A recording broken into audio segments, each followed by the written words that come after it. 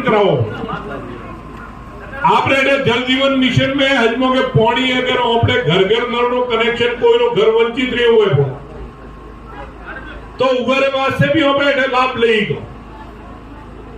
मोदी जी ने तने 5 किला घઉં दिए 5 वर हारू गारंटी दी है।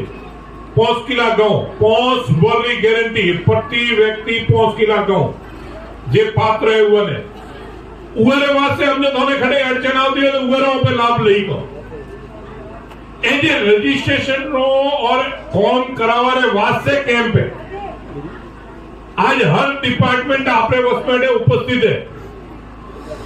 कोई भी पार्टी नो आदमी वे वो पार्टी नो आदमी स्थानीय गोमरो निवासी स्थानीय पंचायत निवासी एटावीने फॉर्म करावी के और मैं सबोने करबद्ध निवेदन करो कि आज एक कैंप आयो है भले शायद करे नेक्स्ट कैंप आवे वो जरूरी जरे पण भणे अगर थे दोनों कौम